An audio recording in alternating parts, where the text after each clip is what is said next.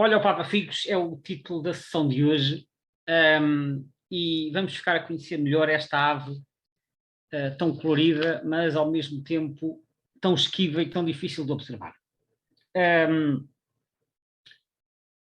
Esqueci-me de referir, mas não queria deixar de referir, que este ciclo de semanas temáticas que agora termina é uma iniciativa do Portal Aves de Portugal em conjunto com os grupos de Facebook Aves em Portugal e Aves de Portugal Continental, e que os nossos webinários têm o apoio do Instituto Politécnico de Setúbal, têm tido ao longo de toda esta temporada e das temporadas anteriores também, e sendo hoje também possivelmente o último webinário da temporada, não queria deixar de agradecer uma vez mais ao IPS e em especial ao Zé Sousa por todo o apoio que tem dado ao longo de todos estes meses e que tem permitido a realização destes webinários. Portanto, não podia deixar de fazer este agradecimento mais uma vez. Agora sim, vamos ao tema da sessão de hoje. A sessão de hoje chama-se Olha o Papa Figos, e vamos falar então desta ave colorida, que está aqui na imagem, colorida e atrativa, mas ao mesmo tempo muito esquiva. Ora, o Papa Figos pertence à família Oriolidae, e antes de falar da espécie, vou falar um pouco desta família para ficarmos a conhecer um pouco melhor, como já aconteceu noutros temas. Faço aqui um enquadramento com a família. Então, o Papa Figos pertence à família Oriolidae. Esta família é uma família do Velho Mundo, portanto não está presente nas Américas. Tem uma distribuição bastante vasta, como podem ver aqui neste mapa. Está presente numa grande parte da Europa, numa boa parte da Ásia, não toda, mas numa boa parte da Ásia, portanto, desde uma parte da Rússia Europeia até ao Cazaquistão, depois partes da China, subcontinente indiano e Indochina, e depois está presente na África subsaariana e na Austrália e algumas ilhas adjacentes. O que está a salmão é as zonas onde a espécie é estival, o que está roxo é onde é residente, onde está azul, o que está azul é onde é invernante.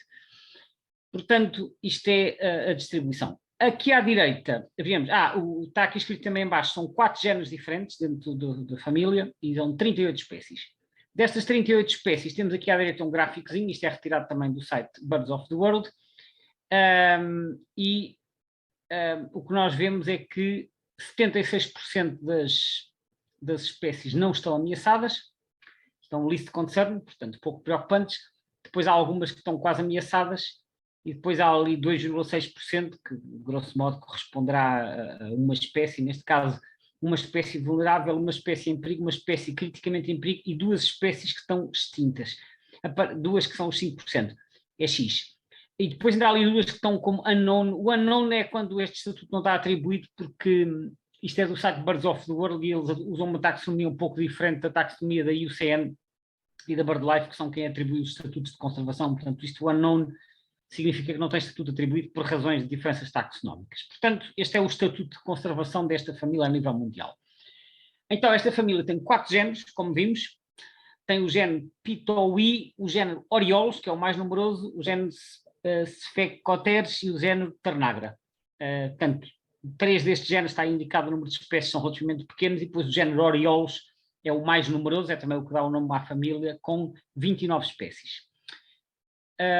Nem todos são coloridos, há aqui uns tons um bocadinho mais discretos. E dentro do género, dentro da família, agora vendo aqui os desenhos de todos os elementos da família, portanto das 38 espécies, temos aqui os desenhos em miniatura das espécies todas, como podem ver, com o nome inglês, o nome científico, e aquele oval que aparece do canto superior direito de cada quadrado é o respectivo estatuto de conservação. Portanto, podem ver os que estão list concern, portanto, estão um pouco preocupantes. Depois tem os outros, tem aqui estes 2 que estão extintos, que é o North Island piu-piu e o South Island piu-piu. Se não estou em erro, são 2 espécies distintas da Nova Zelândia, creio. E depois o nosso Papa Figos europeu está aqui, é o primeiro da terceira linha, o Eurasian Golden Oriole, que é o Orioles Orioles, que é deste que vamos falar a seguir. Portanto, podem ver, há aqui uma série de outras espécies. Há um que está criticamente ameaçado, que é o Orioles Isabella. Há outro que está em perigo, que é o Orioles melianus. E depois, enfim, temos aqui as outras espécies todas, não vou agora estar a descrever em detalhe porque são muitas, mas isto é só para ficarem com uma ideia da diversidade e do aspecto destas aves. Agora sim, vamos falar do nosso Papa-Figos. O Papa-Figos, ou o Papa-Figos europeu, nós chamamos-lhe simplesmente Papa-Figos, é uma ave, então, pertencente à ordem Passeriformes e, como já vimos, à família Oriolidae. O nome científico é Orioles orioles. O comprimento é 24 a 25 centímetros, portanto, isto tem aproximadamente o tamanho do melro, assim, para quem não conhece a ave, portanto, é uma ave maior que um pardal, mas mais pequena que um pombo, e a envergadura 44 a 47 centímetros. A envergadura, recordo, é a distância entre as extremidades das asas quando estas estão abertas. É uma ave arborícola, portanto, frequenta sítios razoavelmente bem arborizados, não precisa de ser floresta densa, mas tem que ter árvores, que é uma espécie que normalmente pousa em árvores. Alimenta-se de uma grande diversidade de invertebrados, principalmente invertebrados. Varia, obviamente, com a época e com o local. Gostam muito de lagartas, por exemplo, aquelas lagartas das borboletas, mas alimentam-se de uma série de outros invertebrados. Ocasionalmente podem capturar pequenos vertebrados, como lagartas ou até crias de aves. Podem capturar também caracóis e outro tipo desses pequenos animais com aquela não é carapaça, mas a casa dos caracóis, como a gente diz. Há também uma presença das frutas, especialmente no final da época, portanto, no final do verão também, que é quando há maior abundância de frutas, e também na parte de invernada,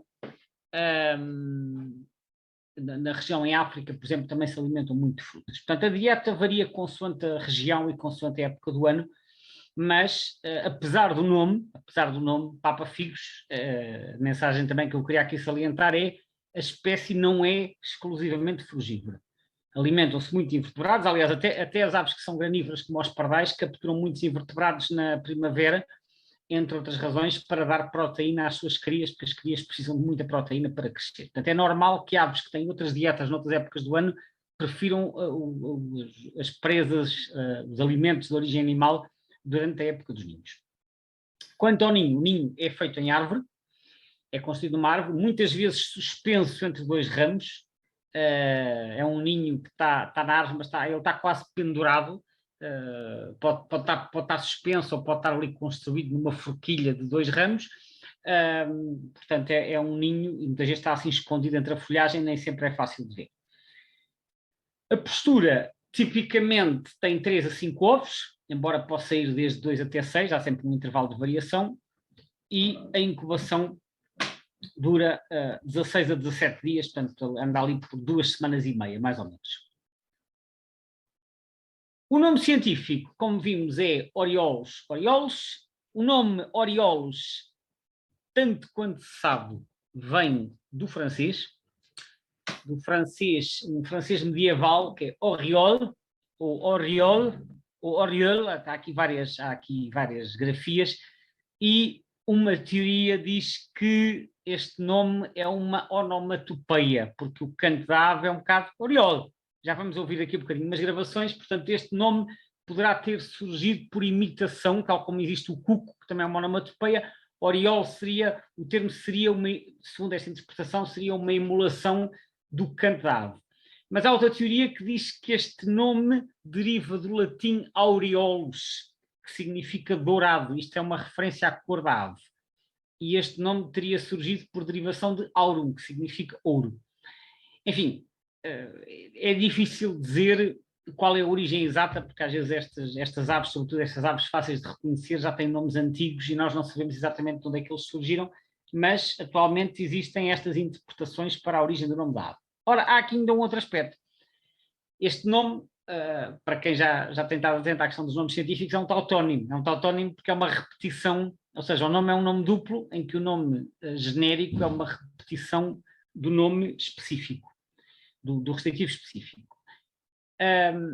Ora, eu já tenho referido várias vezes que quando temos tautónimos, isto não são nomes originais do Linneu, porque o Linneu nunca dava tautónimos. O Linneu criava um género e depois atribuía ao descritivo específico. E depois as espécies, mais tarde, quando a taxonomia evolui, elas são colocadas noutro género diferente e muitas vezes o nome do novo género vai buscar um nome específico e simplesmente duplica. Foi o que aconteceu aqui. Por curiosidade, posso referir que o nome originalmente dado pelo Linneu a esta espécie era Coráceas orioles. Coráceas é o nome do roleiro. Portanto, ele, à primeira vista, achava que esta espécie era da família do roleiro. É preciso ver que o Linneu usava um conceito de espécie baseado na morfologia. Nem sequer tinha ainda chegado ao conceito biológico de espécie, que é das espécies terem descendentes férteis. Na altura ainda não existia esse conceito, portanto, era um conceito baseado nas semelhanças morfológicas no aspecto exterior das aves, e ele achava que isto, à primeira vista, era um bicho próximo do roleiro. Depois, mais tarde, obviamente, soube-se que não. Depois evolui-se para o conceito biológico de espécie e atualmente já nem é o conceito biológico de espécie dominante, é o conceito filogenético de espécie. Portanto, mas isso agora já é outro assunto que ficaria para outro webinário. Para já ficar aqui só este apontamento sobre a origem do nome e sobre o nome original dado pelo Linneu, que era então Coráceas orioles. Agora vamos falar da identificação. A identificação dos papafigos tem muito que se lhe diga, muito mesmo. Quando nós olhamos para um guia, o que nós vemos normalmente é que é uma espécie que à primeira vista parece fácil de identificar, em particular o macho que nós vemos aqui no desenho, nos desenhos 1, 2 e 3, o macho adulto, ou o macho nupcial. Eu penso que é nupcial e não nupcial, porque eu acho que eles no inverno a plumagem não variará muito.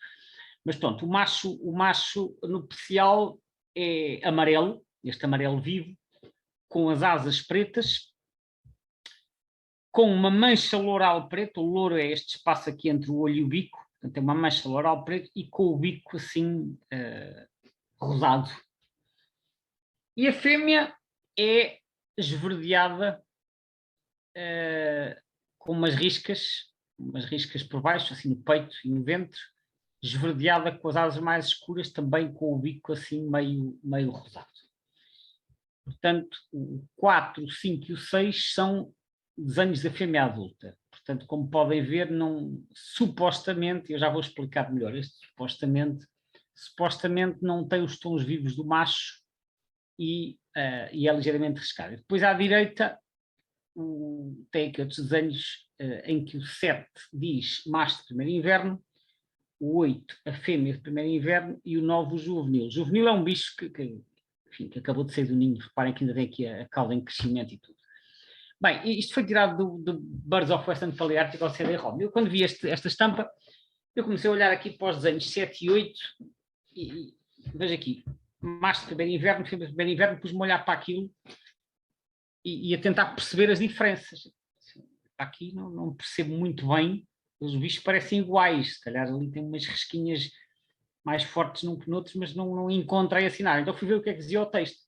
E o texto diz que no primeiro inverno eles são sexy similar, portanto os sexos são semelhantes. Portanto, eles realmente, há aqui uma aparente contradição. Eles desenham os dois, desenham o macho e a fêmea, mas depois no texto dizem que eles são iguais e que não se podem distinguir. Portanto, este 7 e 8, na verdade, são aquilo que faz uma duplicação desnecessária. Bom, isto é o que diz o Birds of Western Palearctic, mas este livro já tem uns 30 anos e, entretanto, sabe-se um bocadinho mais sobre a identificação destes bichos e já vamos ver que isto é um bocadinho mais complexo. Eu fui buscar, entretanto, aqui uma outra estampa ao Guia Collins. O Guia Collins, que é um guia de referência também na Europa, que a edição portuguesa foi publicada há cerca de 20 anos pela Assíria Albin e pela Cepeia. E aqui já vemos aqui umas diferenças. À direita temos então o macho adulto, portanto todo amarelo com as asas pretas, o bico assim avermelhado.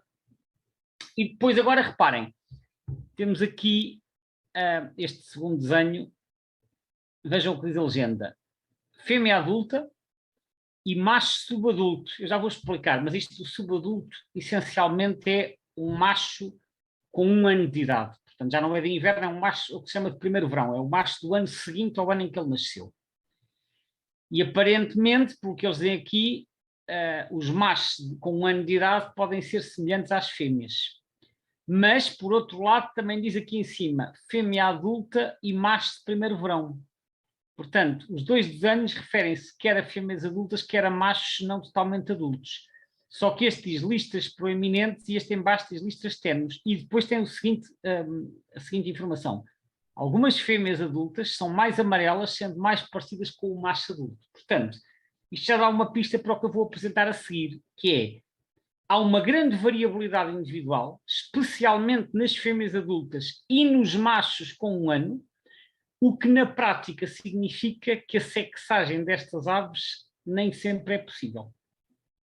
E eu já vou apresentar mais alguns exemplos para explicar melhor isto. Ou seja, o que eu quero dizer é que, embora à primeira vista, olhando para os desenhos nos dias de campo, pareça ser uma tarefa relativamente simples identificar machos e fêmeas, na prática isto é muito mais complicado devido à variabilidade. Depois ainda há aqui o juvenil. O juvenil é mais esverdeado, mas pode ser muito parecido com as fêmeas.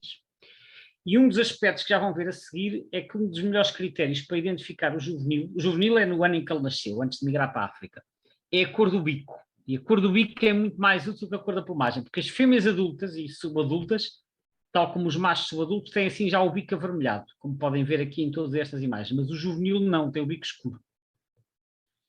Portanto, isto é da primeira edição do Guia Collins. Eu não tenho as edições mais recentes, de qualquer forma penso que está aqui o essencial. Quando há avô tem o urpígio amarelado, sendo que no caso das fêmeas e dos imaturos pode ser mais esverdeado, o que leva às vezes a algumas confusões com o pica-pau verde, ou seja, às vezes há pessoas que veem um pica-pau verde a fugir no inverno, veem um bicho com urpígio amarelado e pensam que viram um papa-figos, não é inédito. Portanto, fica também aqui este alerta relativamente a esta possível confusão quando se vê uma ave esverdeada a fugir. Agora, há uns trabalhos mais recentes feitos pelo Javier Blasco do Meta que estão online, que é um indivíduo que faz muita anilhagem, faz uma série de documentação e estão disponíveis neste site, blascodemeta.com. Isto é dirigido sobretudo a anilhadores, mas também pode ser útil, por exemplo, para identificar em fotografia. É dirigido a anilhadores e destina-se a permitir a determinação da idade e do sexo. E então ele tem lá uma série de fichas e para cada ficha tem uma série de exemplos e eu então fiz aqui uns prints desta página. Então vamos ver primeiro agora com atenção as 3 imagens da esquerda. A legenda que está aqui ao lado à direita destas 3 fotos refere-se às imagens da esquerda. Então diz Golden Oriole, que é o Papa Figos, Aging and Sexing, ou seja, determinação da idade e do sexo. Estas 3 imagens à esquerda referem-se aos adultos, só aves adultas. Isto são aves fotografadas na mão e o objetivo aqui é ver os pormenores da cabeça. Então, o de cima é um macho e tem aqui a setinha a chamar a atenção. Então, ele tem a cabeça amarela, reparem também no bico avermelhado e depois a setinha a chamar a atenção para a mancha loral preta, que é típico dos machos adultos. Depois, portanto, top male em cima. No meio, uma fêmea. E a fêmea, reparem, tem esta mancha loral cinzenta. E o olho encarnado. Encarnado, enfim, o vermelho escuro. Por contraste com os juvenis, que os juvenis têm o olho mais escuro. Portanto, mancha loral preta no macho, cinzenta na fêmea. E embaixo, aqui agora começam as confusões, é que embaixo é uma fêmea. E eles dizem male-alike female, ou seja, é uma fêmea que parece um macho. É uma das características dos papa-figos é que aparecem muitos indivíduos fêmeas que pela plumagem quase parecem machos e às vezes não são muito fáceis de distinguir. Ora, uma das características também que distingue as fêmeas dos machos é que a zona malar, a lista malar, que é esta lista abaixo do bico, que nas fêmeas normalmente é clara. É amarela no macho, é esbranquiçada na fêmea, mas esta male-like female, portanto esta fêmea que parece um macho tem a lista malar amarela, mas a mancha loral é mais cinzenta. Agora, reparem, isto são adultos, no caso dos imaturos a confusão ainda é maior e, portanto, nem sempre é possível determinar o sexo das aves. Aqui à direita temos indivíduos de segundo ano. Ou seja, aves que nasceram no ano anterior, foram para a África e estão cá. Em cima temos um macho de segundo ano. E o macho de segundo ano tem a mancha cinzenta, não tem a mancha preta como este bicho mais velho. Tem a mancha loral cinzenta, mas tem a lista malar amarela. O segundo é a fêmea, o segundo, portanto, middle, second year female, portanto, a fêmea de segundo ano, também tem aqui um cinzento clarinho, como esta fêmea adulta, mas a lista malar é esbranquiçada. Está aqui na setinha branca. E a de baixo, que é first year, portanto, uma fêmea de primeiro ano, também tem aqui a lista, portanto, primeiro ano é do ano em que nasceu, é juvenil. Reparem, também tem a lista malar esbranquiçada, mas reparem na cor do bico, o bico é escuro. Tem esta a diferença. Das aves de segundo ano já tem o bico encarnado, assim com este avermelhado, quase cor de carne. E o juvenil não, o juvenil tem o bico escuro. Esta é a principal diferença.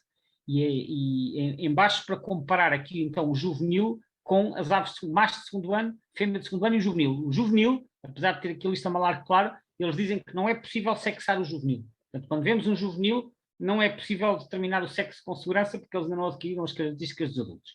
A cor do bico é a principal característica para nos permitir determinar a idade dos juvenis. Agora, uns exemplos de aves na mão, de diferentes idades. Vemos em cima, aqui não tem o macho adulto, porque o macho adulto é mais fácil. Vemos em cima, e depois tem entre parênteses a data em que foi capturada. Em cima, uma fêmea adulta. Reparem, lista malar esbranquiçada, e depois as asas escuras, o bico vermelho. À direita, um macho de segundo ano, em 19 de maio. Macho de segundo ano, portanto, é um macho que nasceu o ano anterior. Reparem, é parecido com a fêmea adulta. Reparem na lista malar amarela e na lista loral um bocadinho mais escura que a da fêmea. Portanto, aqui, típico dos machos mais escuro, lista malar amarela. Agora, embaixo, à esquerda, fêmea adulta. Uma fêmea adulta, mas é a tal que é male-like plumage, é a tal fêmea que parece macho. Reparem, até tem a lista malar amarela. Mas não é tão dourada como o macho e não tem o louro preto. O louro é cinzento. Isto são depois estes detalhes que nos permitem chegar à sexagem nestes bichos de aspecto mais manhoso, passa a expressão. Ou seja, são estas fêmeas que quase estão a imitar macho na plumagem. À direita, aqui uma fêmea de segundo ano. Comparem com o macho de segundo ano, veem que o macho de segundo ano já tem a lista malar amarela, mas a fêmea não, tem a lista malar clara e o louro é quase indistinto. O louro é mais escuro no macho, é mais clarinho na fêmea. E mesmo as asas são mais cinzentas. Mas eu reforço que há muita variabilidade individual e, portanto, há bichos mais difíceis que outros. Finalmente, à direita, no primeiro ano, um indivíduo primeiro ano, que é antes de migrar, é um juvenil. Aliás, eles distinguem juvenil porque eu acho que eles chamam o juvenil do primeiro ano consoante fez ou não fez a muda pós-juvenil. Isto é um bicho que acabou de sair do ninho, 22 de julho, está aqui em baixo, e em cima, a 27 de agosto, um bicho de primeiro ano que ainda não migrou para a África. Estes dois têm o bico escuro, como podem ver, todos os outros têm o bico avermelhado. Portanto, a cor do bico nos bichos de primeiro ano, nos bichos de segundo ano para a frente, temos que olhar para outros pormenores, nomeadamente a cor do louro e a cor da lista malar. Aqui ainda mais um conjunto do mesmo site, mais um conjunto de imagens, agora para vermos o padrão do peito. À esquerda temos adultos, 3 adultos, temos em cima à esquerda o macho adulto é fácil, é todo amarelo no peito e cá está a lista loral bastante escura. À direita a fêmea que tem a lista loral cinzenta, mais uma vez o bico vermelho, praticamente não tem riscas no peito, e reparem mais uma vez a lista malar clara. Portanto, a lista malar, mais uma vez, é este que a gente às vezes chama bigode, que aparece muito nas escrevedeiras, por exemplo, a lista malar assim clarinha, quase branco, não é branco, mas é assim um branco sujo. Nas fêmeas típicas. E depois em baixo cá estão as tais fêmeas, que é a fêmea with male-like plumage, portanto, com a plumagem tipo macho, que é toda amarela. Quer dizer, nós víamos este bicho ao longe e podemos pensar, isto é um macho, mas não é, é uma fêmea. É uma fêmea disfarçada de macho, passa a expressão. Reparem, tem umas risquinhas no peito, umas riscas muito tenues, tem o louro amarelo, a lista malar amarela, mas o louro é cinzento. Reparem bem a diferença. O macho adulto tem o louro preto. A fêmea, mesmo quando tem o amarelo vivo, tem o louro cinzento. Portanto, estes detalhes são essenciais para conseguirmos fazer uma sexagem correta. Porque é muito fácil, dada esta variabilidade, enganarmos aqui na atribuição do sexo e da idade. À direita, temos em cima, portanto, as aves de segundo ano, ou seja, as aves nascidas do ano passado. Como é que sabemos que são aves do ano passado? Têm o bico avermelhado. Temos à esquerda o macho aqui com estas riscas meio amareladas sobre fundo branco, lista malar amarela. E o louro escuro, mas não preto. À direita a fêmea, com o louro mais clarinho, a lista malar esbranquiçada, enfim, cinzenta, e as riscas não têm um padrão de verde tão vivo, embora sejam umas riscas algo difusas. Isto é um bocadinho variável. Portanto, à esquerda o macho, à direita a fêmea. Finalmente, em baixo, o primeiro ano, mais uma vez a 27 de, penso que seja o mesmo bicho da fotografia da página anterior, do slide anterior, a 27 de agosto, aqui o primeiro ano, com as riscas escuras, bico escuro, e à direita o juvenil, também com o bico escuro, A diferença aqui é que ainda não terá mudado penas nenhumas. Portanto, isto são alguns exemplos de plumagens que podemos encontrar nesta espécie. Vamos ver umas fotos. Aqui, bom, esta é fácil, este é um macho adulto, completamente amarelo. Agora que já viram os detalhes, vamos ver como é que isto depois se vê na prática. Temos aqui o louro escuro, não é? O louro preto, o bico vermelho, o bicho completamente amarelo com as asas pretas. Este não nos oferece grande dificuldade, é um macho adulto. Agora, aqui outros exemplos de adultos. Estes são mais complicados. Mas, de acordo com aquilo que vimos, eu diria que este aqui de cima é muito difícil, porque ele tem uns resquinhos no peito, tem um louro bastante escuro, embora não preto. Este bicho pode perfeitamente ser uma daquelas fêmeas com plumagem tipo macho. Eu digo que pode ser, porque também eu vi aqueles exemplos que vos mostrei, mas não tenho uma experiência suficiente com estes indivíduos para conseguir detectar todos estes casos e dizer com toda a certeza. Este, como tem umas resquinhas no peito e tem o louro não demasiado escuro, eu diria que pode ser uma daquelas fêmeas com plumagem tipo macho. Esta aqui em baixo é uma fêmea mais típica, provavelmente uma fêmea até de segundo ano, porque tem aqui muitas riscas ainda, reparem, tem o bico encarnado. Além disso, eu tive o cuidado de escolher aqui fotos de maio, ou seja, numa altura em que ainda não há juvenis. Eu até pus aqui a data em que as fotos foram tiradas, fotos de maio. Os juvenis só começaram a voar lá para final de junho, portanto, neste caso está excluída a possibilidade de serem juvenis do ano, ainda por cima tem o bico avermelhado, mas vemos aqui a lista malar clara, portanto isto exclui logo a possibilidade de ser um macho. Isto será provavelmente uma fêmea de segundo ano. Aqui um juvenil, claramente, e claramente porquê? Porque tem o bico escuro. Portanto, aqui exclui a possibilidade de ser um adulto. Esta foto foi tirada também já no final de agosto. Eu aqui também procurei fotos de agosto para ter mais facilidade em encontrar juvenis, mas mais uma vez a cor do bico é que nos vai dizer a idade. Recordo que no caso dos juvenis não é possível fazer a sexagem com segurança, apesar da lista malar aqui até ter algum amarelo, mas os manuais dizem que nestas idades não há ainda um critério seguro para fazer a sexagem. Isto são alguns exemplos, poderia apresentar muitos outros, mas isto já dá uma ideia quer dos principais critérios, quer da variabilidade que podemos encontrar nesta espécie. Agora aqui uma foto também muito curiosa. Esta foto é de um inglês que eu já encontrei várias vezes no Algarve, já fiz algumas saídas com ele, que é o Tom Thames. Ele costuma ir passar de vez em quando, alguns dias ao Algarve, também gosta de ver aves, e eu dei algumas voltas com ele no interior do Sotavento, que é uma zona bastante rica em papa-figos, e houve uma ocasião, não foi a ocasião desta foto, mas foi uma ocasião parecida, em que nós estávamos lá por meio dos montes, alguns não me lembro se era no Conselho de Tavira ou do Coutinho, mas era para aquelas zonas, e nessa altura vemos assim um papa-figos pousado assim à amostra, como se vê assim nesta foto, e ele ficou muito contente, porque o bicho até se teve a mostrar bastante tempo, e ele disse-me que em Inglaterra é praticamente impossível ver um papa-figos assim. Porquê? E isto não é só em Inglaterra, acontece noutros países da Europa Central. Eles gostam de árvores frondosas, cheias de folhagem, mas enfiam-se lá para dentro. São árvores com tanta folhagem que nós ouvimos os bichos a cantar e podemos estar, ele disse-me mesmo, podemos estar um dia inteiro debaixo da árvore, o bicho está o dia inteiro a cantar e nós não o conseguimos ver porque ele está lá enfiado na folhagem. E eu, a partir deste relato, fiquei com a noção que nós em Portugal, no que diz respeito a esta espécie, somos bastante privilegiados, porque nós não temos as árvores tão frondosas como existem noutras latitudes, e portanto os bichos acabam por se mostrar mais, porque são as características do nosso habitat. Eles adaptaram-se a árvores que são menos densas do que existem noutras latitudes, e nós acabamos por ter, no nosso país, mais oportunidades de ver bem esta espécie do que acontece noutras latitudes. E portanto achei curioso este pormenor, porque realmente eu já estive noutros países europeus, já ouvi papa-figos a cantar e acho que nunca vi nenhum, ou se vi foi assim a fugir de uma árvore para a outra. Não é habitual noutros países ver papa-figos assim pousados à mostra, portanto, quem vem de outras latitudes e vê um papa-figos assim à mostra fica bastante contente, e com toda a razão, porque realmente em Portugal temos estas oportunidades.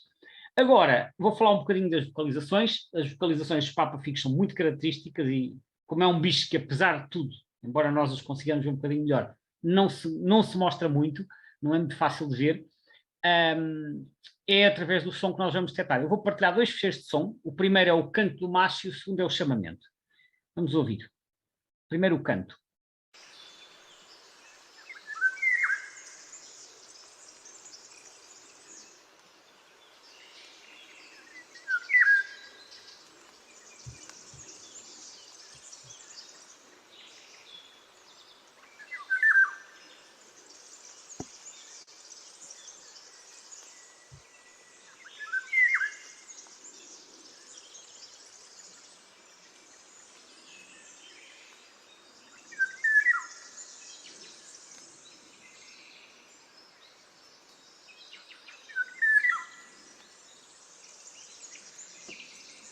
Claro que há aqui outros pássaros a cantar pelo meio, mas o canto é aqui este que se ouve em primeiro plano, este canto aflautado com frases muito curtas, daí que não seja difícil associar àquele nome que supostamente vem do francês antigo, Oriol, porque parece que eles cantam Oriol, Oriol, e portanto com variantes disto, mas que dará origem até, quiçá, ao nome científico Orioles, né? Que deriva do tal francês Oriol, embora, como eu referi, também poderá vir do tal nome latino aureoles, que seria dourado. Portanto, há estas duas interpretações. O chamamento é um grito rouco, arranhado, que também se ouve com alguma frequência. Vamos ouvir.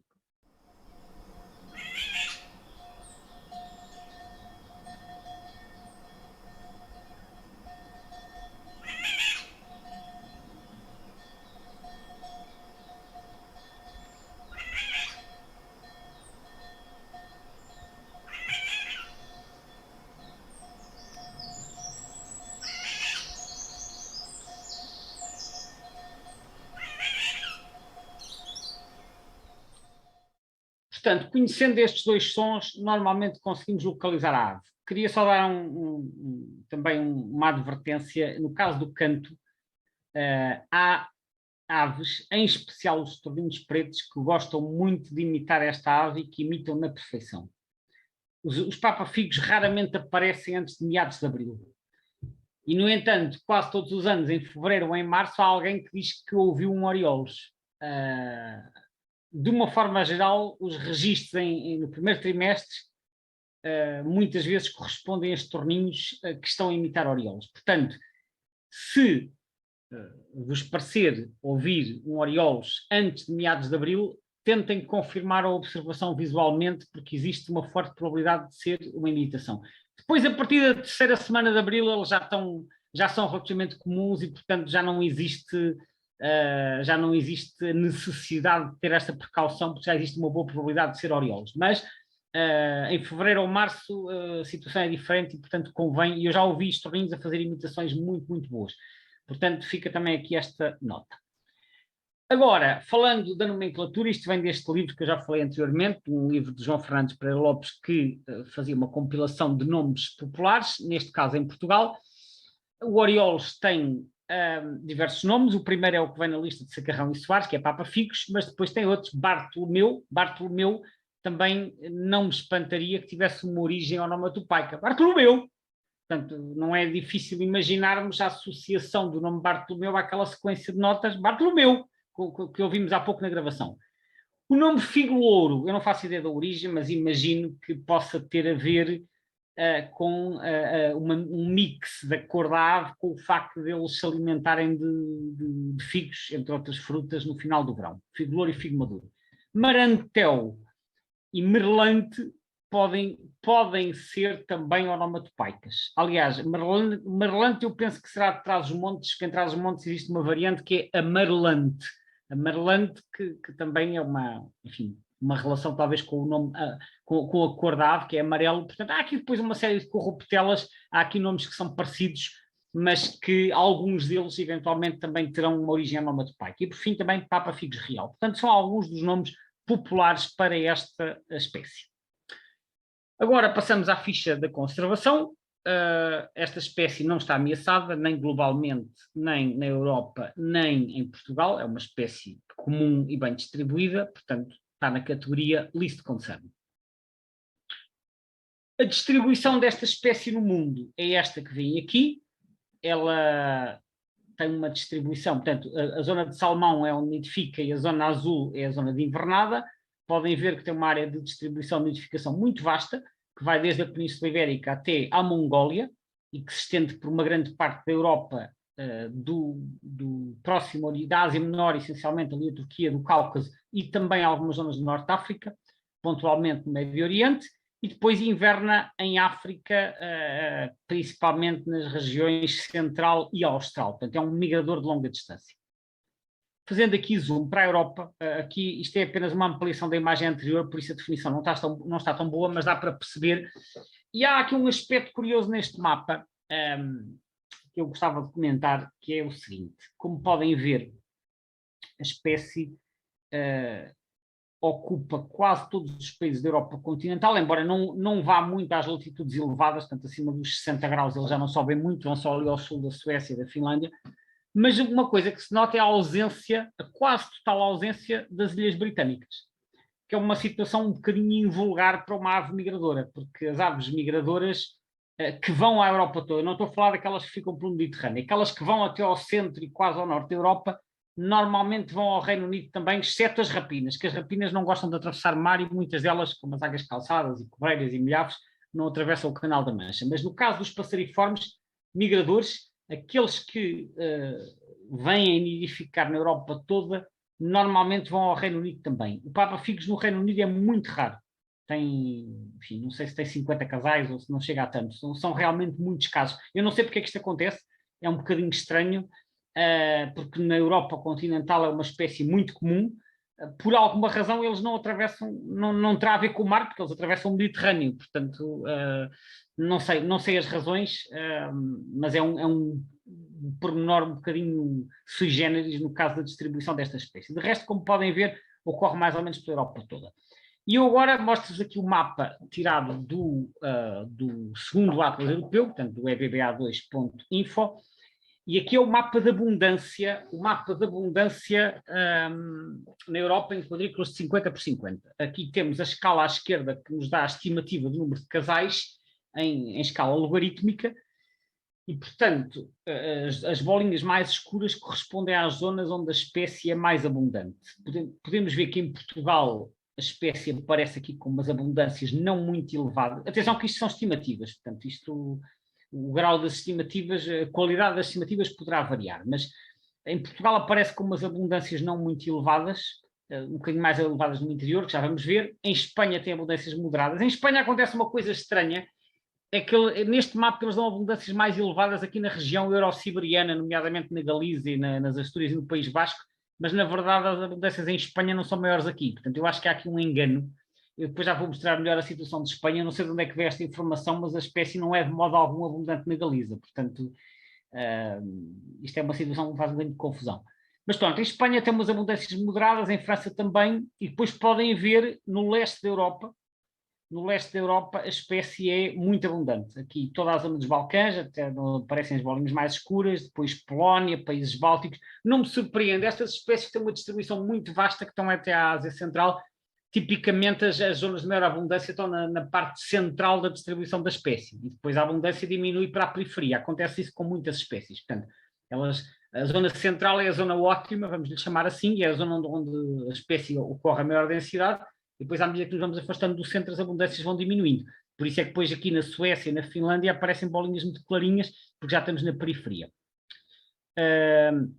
No Reino Unido também, como podem ver, aquilo que eu referi há pouco, tem poucas bolinhas e muito clarinhas, portanto eles são pouco abundantes. Já no norte de França são pouco abundantes, talvez isso explique a ausência no Reino Unido, isto está no limite da zona ótima, as bolinhas vão ficando clarinhas para a periferia, e portanto talvez o Reino Unido já não ofereça condições ótimas, que eu não sei muito bem quais são, mas pronto, esta é a distribuição em termos de abundância. Agora, o mapa que compara os dois Atlas, o primeiro e o segundo. Eu já mostrei mapas destes para outras espécies, resumidamente compara o primeiro Atlas europeu, que é o EBBA1, EBBA European Breeding Bird Atlas, e o segundo. O primeiro foi feito nos anos 80, essencialmente, o segundo entre 2013 e 2017, creio. E então, as bolinhas azuis é onde apareceu de novo no segundo Atlas, as bolinhas laranjas é onde diminuiu, e as cinzentas, bolinhas não, quadrados, desculpem, e cinzentas é onde estava presente em ambos os Atlas. Bom, o que nós vemos aqui essencialmente é uma estabilidade da maior parte da Europa, portanto a Europa aparece quase toda pintada a cinzento.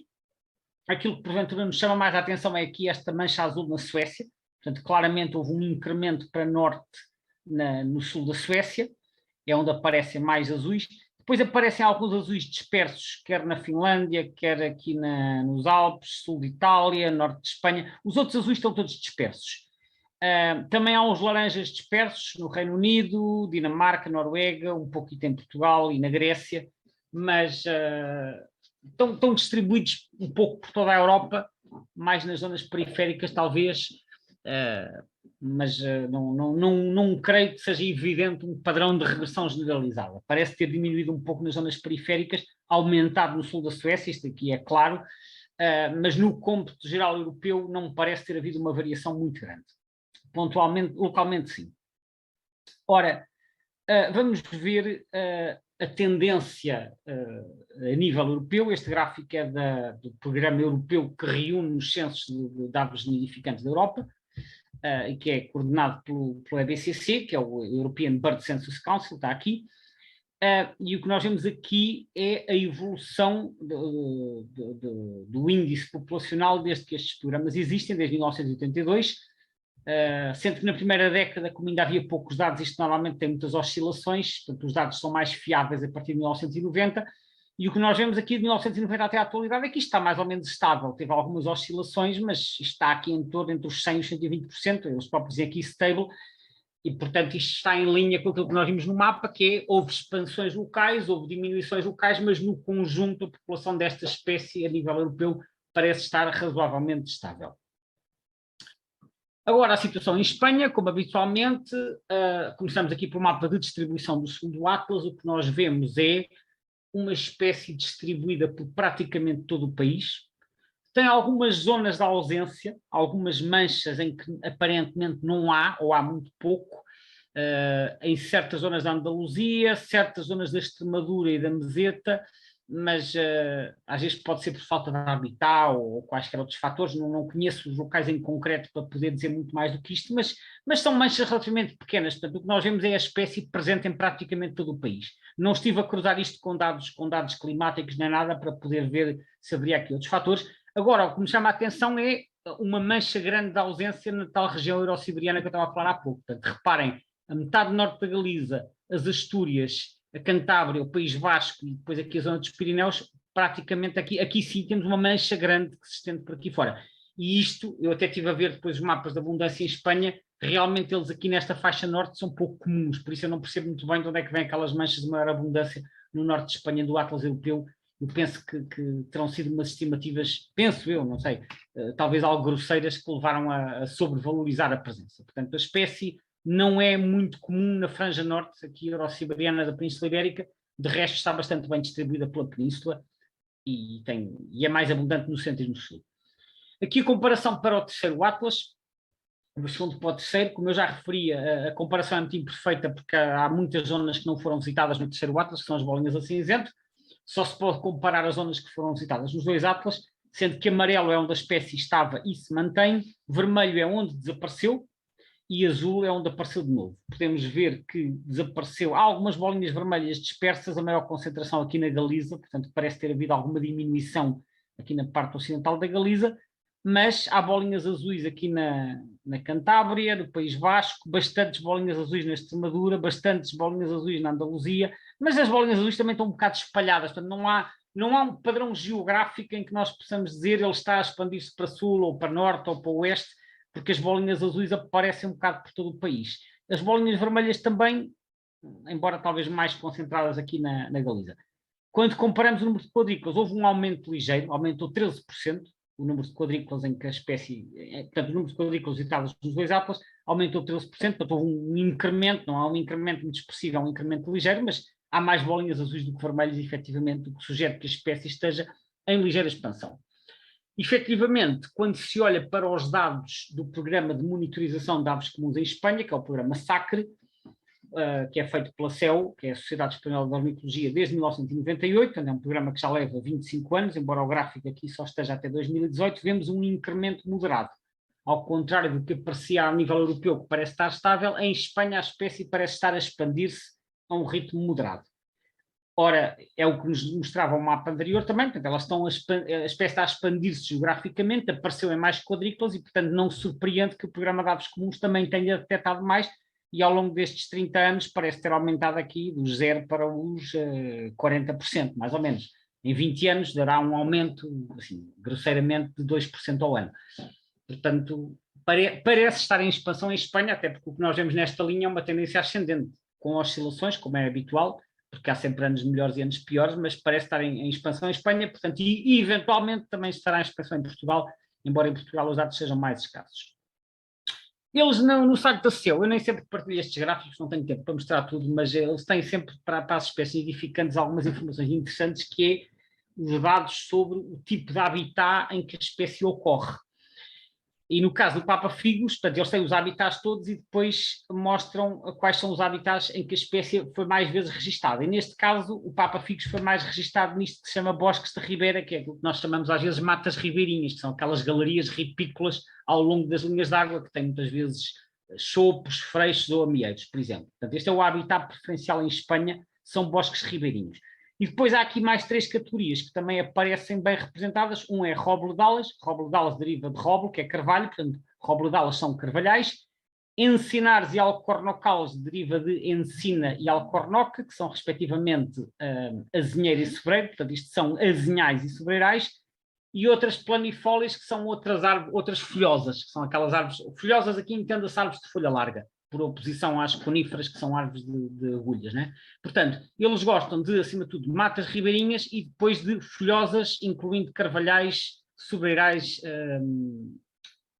azinhais e outros bosques de folha caduca, que poderão aqui incluir, por exemplo, choupais ou faiais, que são bosques de faias. Depois aqui em menor expressão, cultivos arbóreos e mosaicos agropecuários. Os outros habitats não estão representados no caso do Papa Figos. Agora, passamos ao caso de Portugal, e aqui partilho já os mapas dos 2 atlas. À esquerda do primeiro atlas, que tinha quadrículos de 20 por 32, vemos a espécie bem distribuída no território, mas com algumas falhas. Essas falhas estão maioritariamente no litoral. Vemos aqui várias folhas no litoral norte e centro em que a espécie não apareceu. Isso não quer dizer necessariamente que esteja ausente, mas às vezes quando há falhas, assim, nestas espécies que são distribuídas pelo país todo, significa que são zonas onde a espécie ocorre em densidades baixas, e quando ocorre em densidades baixas é fácil passar despercebido, porque o trabalho de Atlas funciona também por amostragem. À direita vemos o mapa do segundo Atlas, aí já em quadrículas 10 por 10, e o que nós vemos aqui, isto confirma o padrão, portanto um padrão mais contínuo no interior. As bolinhas grandes são as confirmações de nidificação. Mas normalmente as confirmações são mais fáceis de obter onde a espécie é mais abundante, porque vemos a ave mais vezes, portanto é mais fácil de confirmar. Portanto, vemos uma distribuição mais ou menos contínua na metade interior, vemos muitas falhas no litoral, mais uma vez, sobretudo aqui no litoral norte e centro, que é densamente urbanizado. Esta espécie tende a fugir de locais densamente povoados por seres humanos, portanto, locais muito habitados não é o habitat preferencial, eles gostam de zonas pouco povoadas e isso explica em parte o maior padrão no interior, mas não explica tudo, porque há certas zonas do interior alentejano em que a espécie também tem muitas falhas, como por exemplo aqui nesta zona de transição do Alto Alentejo para o Alentejo Central, que é aqui esta zona entre Évora, Elvas e Estremoz. Portanto, já vamos ver depois no mapa da abundância que dá para perceber melhor. Portanto, resumidamente, uma distribuição mais contínua no interior, mais descontínua no litoral, embora eles estejam presentes no litoral também. Portanto, isto é do primeiro Atlas, isto é as datas dos trabalhos de campo do primeiro Atlas e do segundo Atlas. E agora o mapa de abundância. O mapa de abundância, este mapa é um mapa um bocadinho, aliás, eu estive a ler o texto também que acompanha este mapa, e o que o autor diz, o autor do texto, e eu de certa maneira concordo, é que este mapa não é um mapa muito fácil de interpretar, porque eu já mostrei aqui outros mapas de espécies em que é, por exemplo, relativamente fácil de cruzar com habitat, com variáveis climáticas ou com variáveis de habitat. No caso desta espécie isso é menos evidente, porque há zonas em que a espécie é abundante e há outras zonas que aparentemente têm clima semelhante e habitat semelhante e a espécie simplesmente não está lá. E as razões nem sempre são claras. Agora, portanto, o que nós podemos é olhar para o mapa e tentar perceber e saber onde é que a espécie está presente. Agora, as razões nem sempre são claras. No caso do Papa Figos, o que nós vemos é, antes de mais nada, portanto, isto tem uma escala de cores em que as cores mais escuras, isto corresponde ao número de tétradas em que a espécie foi detectada. Isto são mapas que sofreram um alisamento, portanto, são já dados tratados, por isso é que tem curvas aproximadas, mas as zonas mais escuras são as zonas de maior abundância. E nós vemos, primeiro, aquilo que já tínhamos visto no mapa de distribuição, esta espécie é mais abundante no interior do país. Isso é óbvio, porque as curvas, as linhas, as manchas, aliás, vão ficando mais clarinhas em direção ao litoral. Mas dentro do interior há diferenças, porque ela é especialmente abundante, que é um tal vermelho mais escuro, nesta zona aqui, neste cantinho nordeste, que é o chamado Planalto Mirandês, que o nome vem de Miranda do Douro, e no Planalto de Ribacoa, que é o planalto que fica entre o rio Coa e a fronteira, que é uma terra, para quem não sabe, que inicialmente não pertencia a Portugal, esta zona pertencia a Castela e Leão, e depois há feito um tratado no final do século XIII, que é o Tratado de Alcanices, e com o Tratado de Alcanices, esta zona de Rio da Coa passa a ser território português, e é um planalto que fica então entre o Rio Coa e a fronteira. E nesta zona eles também são frequentes. Eu recordo-me das visitas que eu fiz a Miranda do Douro, que, dando ali umas voltas, parece que se vê papa-figos de todo lado. Realmente eles são muito, muito frequentes aqui. Mas depois, à medida que nos vamos afastando destas zonas, as abundâncias diminuem. Ainda há bastantes na Beira Baixa, já não tantos como lá em cima. Há aqui no Alto Alentejo, aqui na zona da Serra de São Mamede e áreas envolventes, mas depois, quando descemos para aqui para a zona de Elvas e Alandroal, eles praticamente desaparecem. E também na zona de Évora, como eu referi há pouco. Portanto, há aqui não é bem um buraco, porque eles não estão ausentes, mas é uma zona de maior escassez. Só que depois descemos até ao Algarve, quando chegamos aqui ao Baixo Guadiana, isto é aqui a zona de Mértola, Alcoutinho, Castro Verde, interior de Tavira, de repente voltamos a ver papa-figos de todo lado. Portanto, há aqui um outro núcleo cá em baixo, em que eles são abundantes. Ora, esta zona de Elvas também é muito quente, portanto isto não é apenas uma questão de clima. E também não é só uma questão de habitat, porque no Nordeste eles aparecem muito em folhosas, como freixes e carvalhais. Aqui em Ribacoa aparecem azinhais, aqui no Norte Alentejano aparecem carvalhais, mas aqui também há azinhais e, no entanto, há muito poucos papa-figos. E depois cá em baixo já não vêm azinhais, cá em baixo já aparecem muito em matas ribeirinhas, aparecem às vezes até em pequenos eucaliptais, aparecem em figueiras, aparecem em alfarrobeiras, portanto, há diferenças regionais nas preferências de habitat. Portanto, mais abundante no Nordeste, Planalto Mirandês e Planalto de Ribacoa, e também é muito frequente aqui no Baixo Guadiana e afluentes. Mas é muito escasso no litoral, como eu já disse, sobretudo no litoral norte e centro, mas mesmo no litoral sul isto também tem baixas abundâncias, e em certas zonas do Alentejo aqui pelo meio. Portanto, há aqui umas assimetrias que as razões não são muito claras, mas a verdade é que aqui há poucos papa-figos. Por fim, o gráfico de frequência em Portugal, o gráfico no fundo é a percentagem de listas do eBird que reportam a espécie. Como podem ver, até ao fim de março praticamente não há registros, e mesmo alguns dos registros que aparecem em março, eu não sei se são tudo registros visuais ou se há o tal efeito de identificação auditiva devido à presença de estorninhos, não sei, não tive a analisar os registros, poderá haver registros que são bons e outros que não são, mas o aspecto aqui a reter é que é só a partir da terceira semana, isto é sempre a data em que começa a semana, portanto isto é 1 de Abril, 8 de Abril é esta aqui, ainda só temos 1%, na semana que começa a 8 de Abril, e na semana que começa a 15 de Abril é que isto dispara para aqui para os 5%, e no final de Abril de repente já cá estão todos, portanto eles chegam em grande número aqui nas 2 últimas semanas de Abril, reparem porque a subida é quase vertical, e depois, desde o final de Abril ao longo dos meses de Maio e Junho, a frequência está relativamente estável, aqui em torno dos 9%, depois em julho diminui.